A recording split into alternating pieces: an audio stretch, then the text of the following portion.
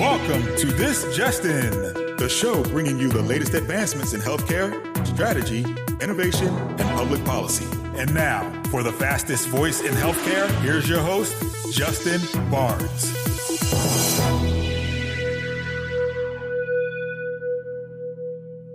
Thank you for tuning in, and welcome to This Just In. I'm your host, Justin Barnes. In these segments, I'll bring you the latest advancements in healthcare, strategy, innovation, and public policy. As always, we're broadcasting from the This Just In studios on the Business Radio X network, as well as the Healthcare Now radio network. For this episode, my 234th episode, we have a very special first-time guest, Angela Benmassaoud, Vice President of People from Qure4U Health. Welcome to the show, Angela. Thank you, Justin. I'm so happy to be here. I'm excited for you to be here and get to know you a bit more, and also just share, your best practices and thoughts around human capital, people, strategy. It's been a pleasure to get to know you over the past, 4, 5, 6 months now. Yes, I can't believe how fast time has flown. It's been about 6 months already. Yeah, cool. Well, I enjoy the opportunity to always speak with you. So let's dive right in. So where'd you grow up? So I grew up in Bayside, Queens, New York, lived there through elementary school, and then moved with my parents, obviously, through to Bethlehem, Pennsylvania, lived there for several years, went to high school, spent a little bit of time in Colorado, and moved to Tampa, Florida in 2014, and absolutely love it. I don't even like going back home anymore because I love the sunshine and the gorgeous weather of Florida. I know, as you know, I'm in Florida part-time, but also live part-time in Georgia. And it's been so brutally cold. I'm in Georgia now, and the studio's here, and it's about 28 degrees or 25 degrees outside right now. And I've been here for now about a week, and it's been quite difficult. So I get the beautiful weather in Florida for sure. Oh, wonderful. And you get the best of both worlds. You have the sun and the beach when you want it, and some of the mountains and the gorgeous green of Georgia. Very true. Very true. I feel very fortunate. So tell us about your passion for human capital and people. And before we dive in there, I have a deep respect for that position. It's about, I guess we were was one of the founders, early leaders of a company called Relay Health. And we hired a vice president of human capital. This is back in 98, 99 timeframe. And that was the first time I ever interacted with someone like that. And it was not HR. It was far beyond HR, because people and culture and where it's human capital is a key component, usually the most successful component of a business. Innovation is one thing, but without people, your innovation is not going to go very far, or certainly see its potential. So I was exposed very early on to that position, and it was so critical to my success even at a younger age and the success of my businesses. So I have a deep respect for what you do and what in your strategy. So we'll start off with that. But tell us about your passion. Well, thank you. I have had a passion for HR and people since childhood. My mother worked within human resources for Avon Corporation in New York City for many, many years. Funny story, I actually happened to go there as a child many times, and as an adult in one of my roles had the opportunity to go back there to actually pitch HRO services while I was with Wipro. So interesting how things really circle back. But as far as human capital and the areas that I'm very passionate about. So first off, you have to love what you do, and kind of as you hear my story and kind of how long I've been in HR. You have to be passionate about your work. And so I'm all about wanting to touch people's lives and really be passionate about seeing individuals' careers grow. I would say the next area is really kind of focusing on their careers, right? For me, it's so much more than just professional development. It's really trying to understand that individual, helping them understand our organizational goals and objectives, and then aligning the two, and together ensuring that not only is our organization meeting its goals, but also our employees are meeting their personal and professional goals along the side. Yep. And then I would say the last piece would really be about kind of organizational communication and empowerment, really focusing on ensuring that us as an organization are all aligned on vision and mission, and then communicating those regular updates to our team, ensuring that they're contributing to that direction that we're going.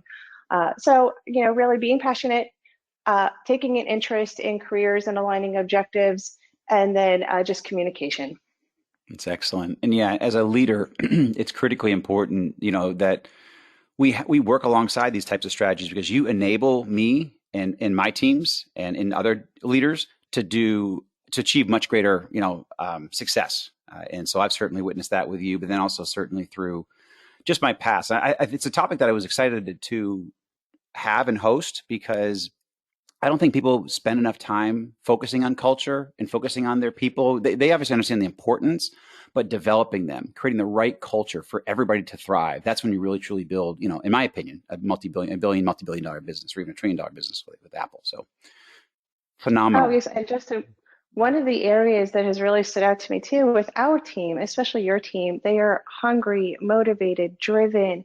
They embrace all of the development opportunities that we have. And I have to say, Qure4U is the first company I've come in and worked for where we have a coach who is on staff with our sales team and working side by side with them to continuously improve and advance their skills. And they are so embracing of it.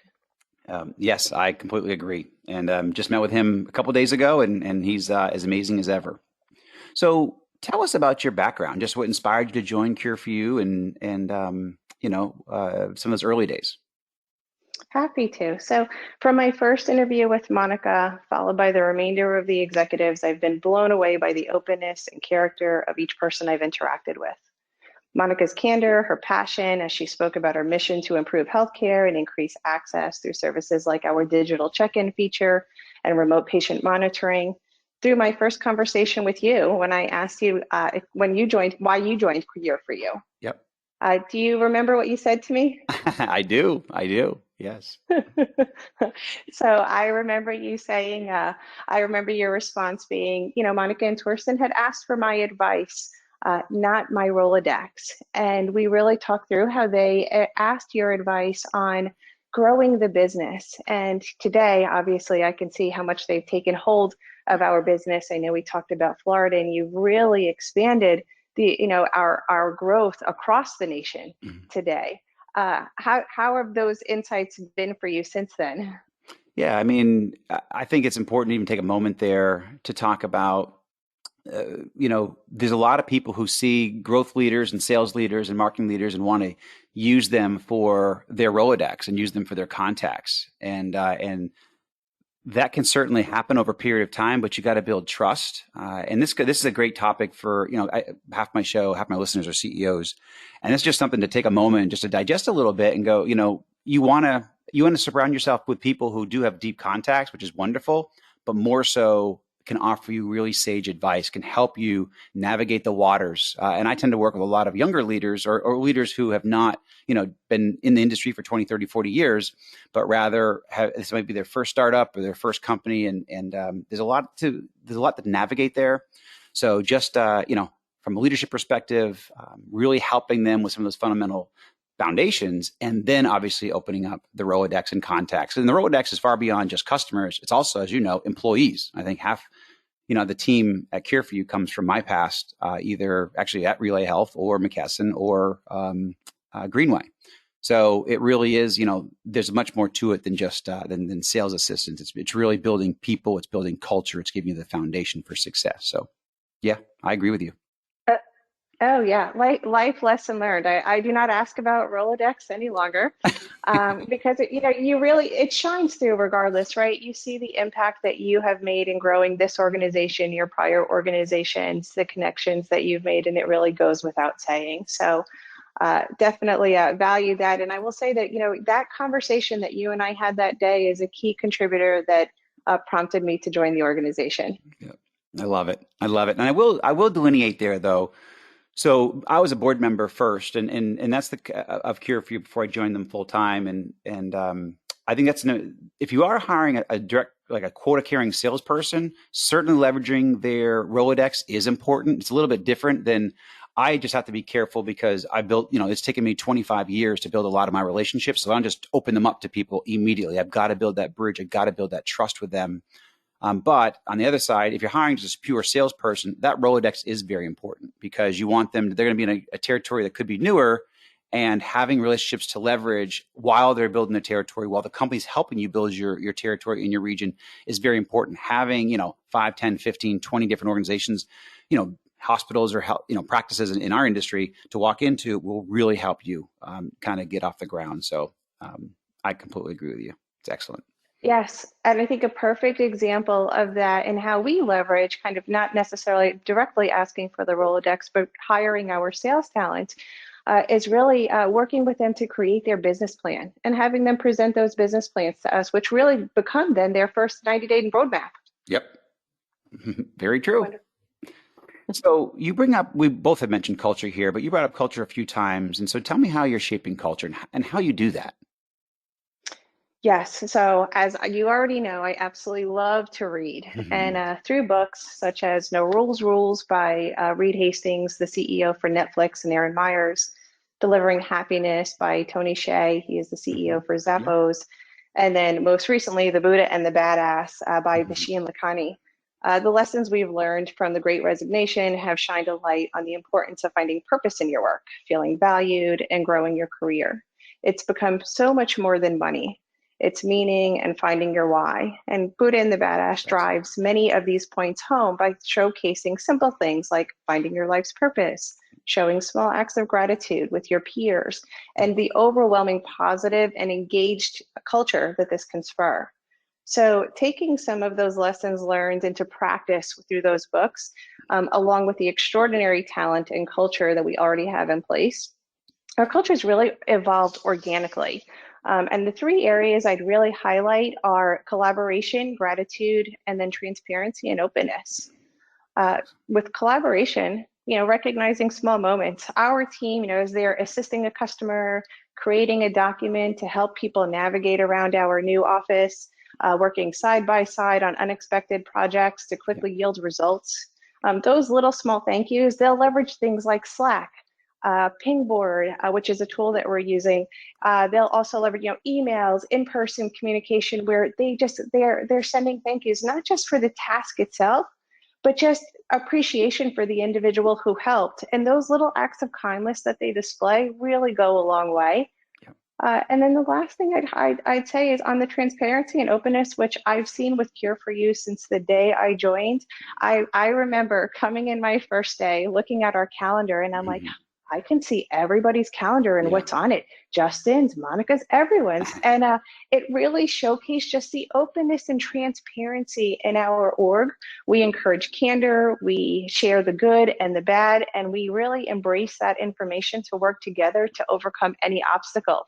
It's, in over 20 years of HR, the experiences and dynamics in our existing culture and what we're getting to evolve is unlike I've ever experienced. It's amazing.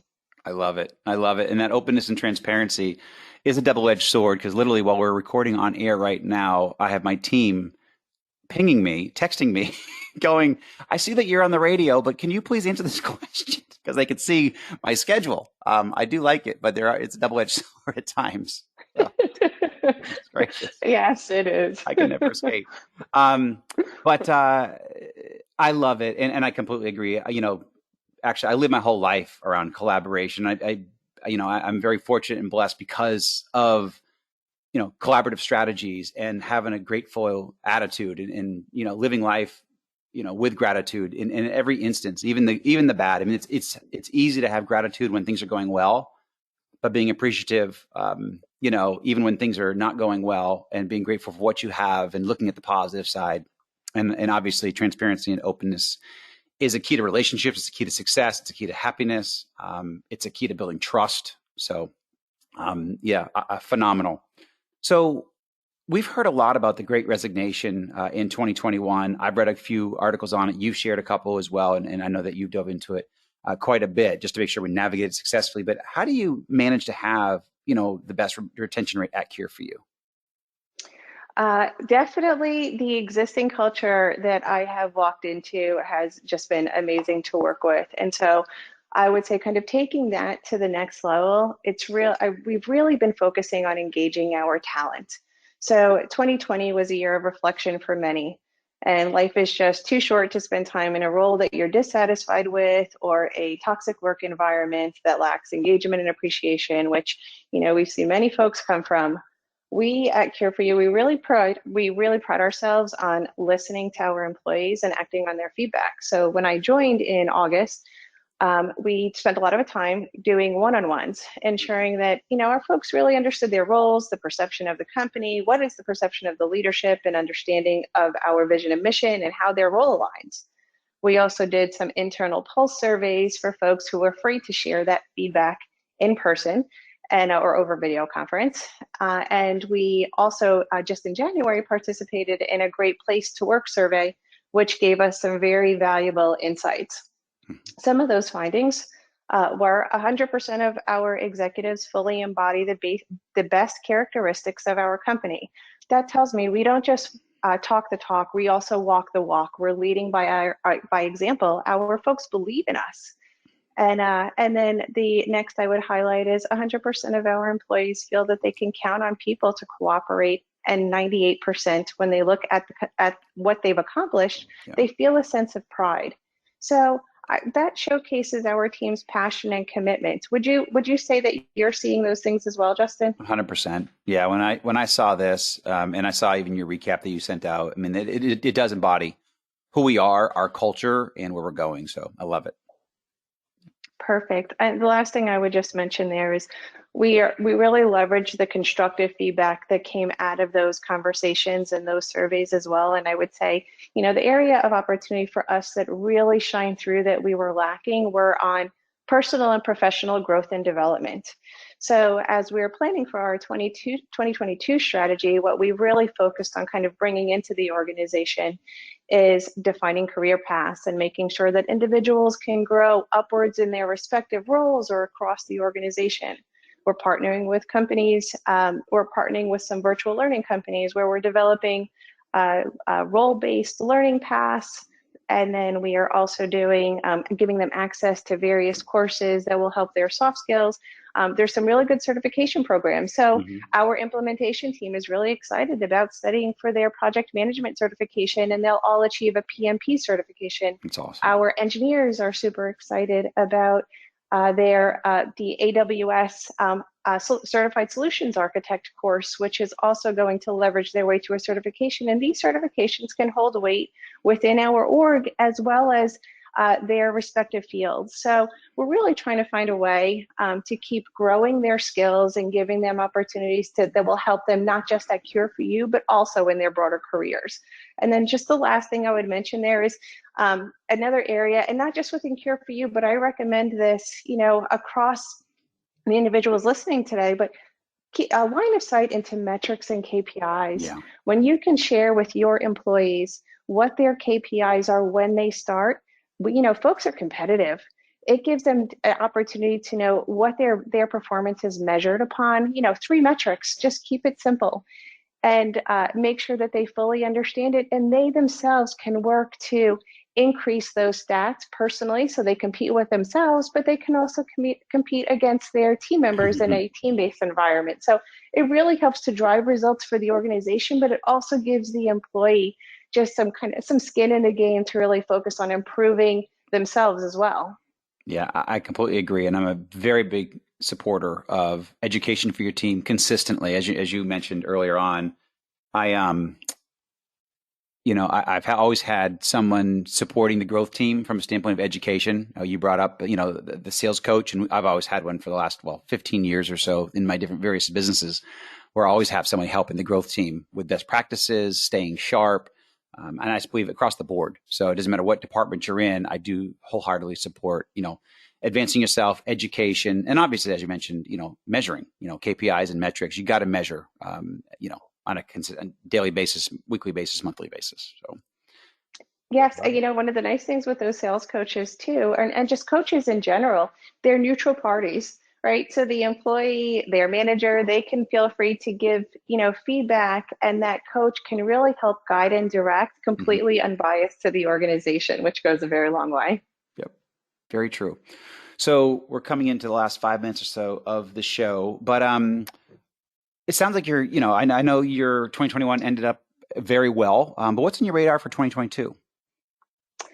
A couple things. So purpose driven, people want a career where they find purpose. We've seen a lot of studies about that, especially over the last 2 years.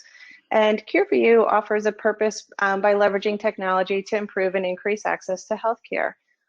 We want to help our healthcare practitioners by relieving their burnout. We want to increase access to healthcare in rural and remote areas where a physician can monitor blood pressure, glucose, oxygen levels remotely.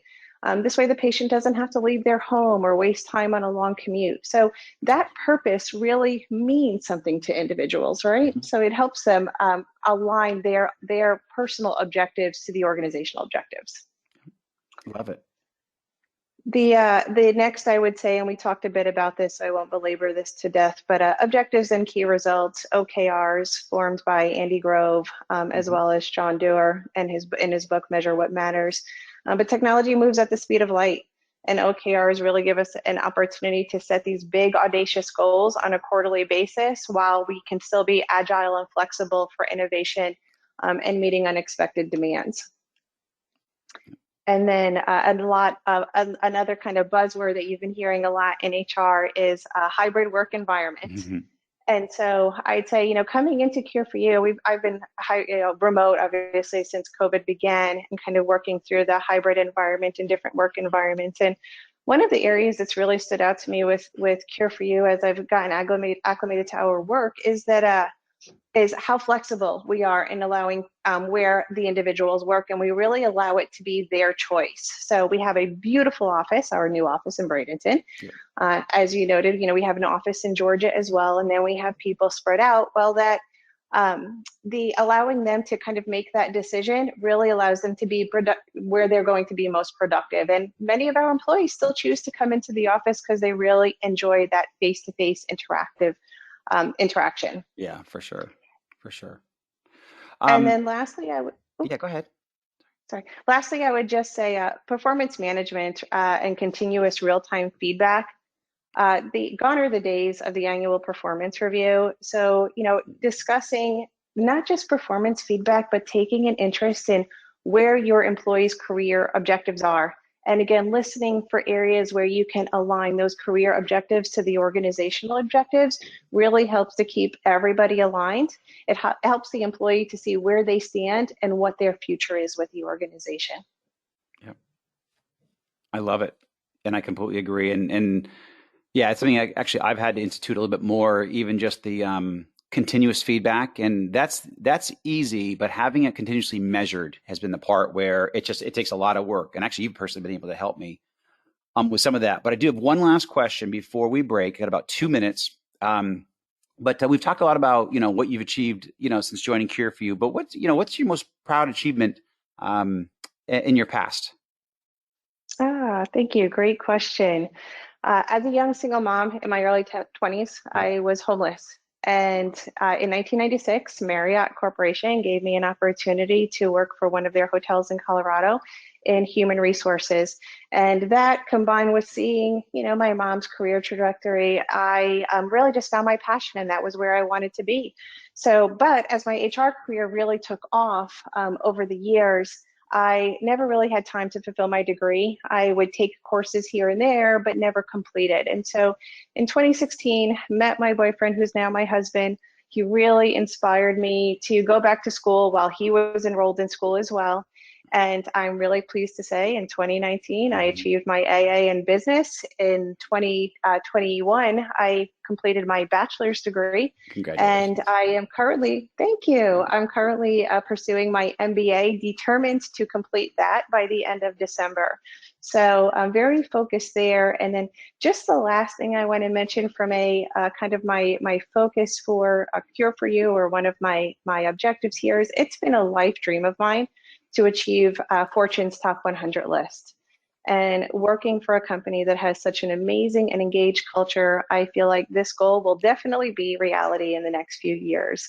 Our leadership embraces its people, our employees, its practitioners, our patients, and I have full confidence we're going to get there.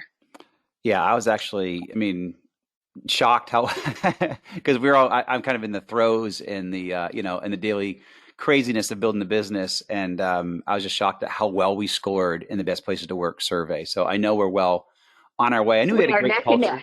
Yeah, I knew we had a great culture and a great team, but sometimes you're just so in the throes every single day, you actually forget what you're accomplishing. You did a phenomenal job there. I'm very proud of the whole Qure4U leadership team, to be honest, that we foster that type of environment. And actually, I don't think I've ever achieved that. Not the scores that we had were very significant. And that's also, I think it's hard to do as a younger company, just because we don't have all the tools and the budgets that a lot of the larger organizations do. But obviously, they don't have sometimes the happiness that we have and the creativity and inventiveness that a smaller company has, which leads to happiness and success. So I get that piece. But no, you did a phenomenal job there, Angela. So thank you for that. Well, thank you, Justin. It's definitely a team effort. I would say that we have a phenomenal executive team who truly puts people first. Yep, I agree. Well, we're at time, Angela. Thank you so much for joining me and having you. And it's great to have you on air. And I appreciate you taking the time out of your busy schedule to join us. So thank you again.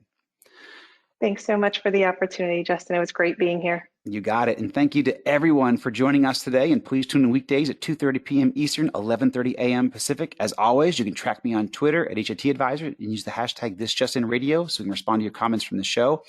If you missed any of this episode or want to hear more, all my shows are posted on Apple iTunes, SoundCloud, iHeartRadio, Spreaker, Google Play, and TuneIn. And also you can see some of the updates we put out on justinbarnes.com. Thanks, everyone. Stay safe.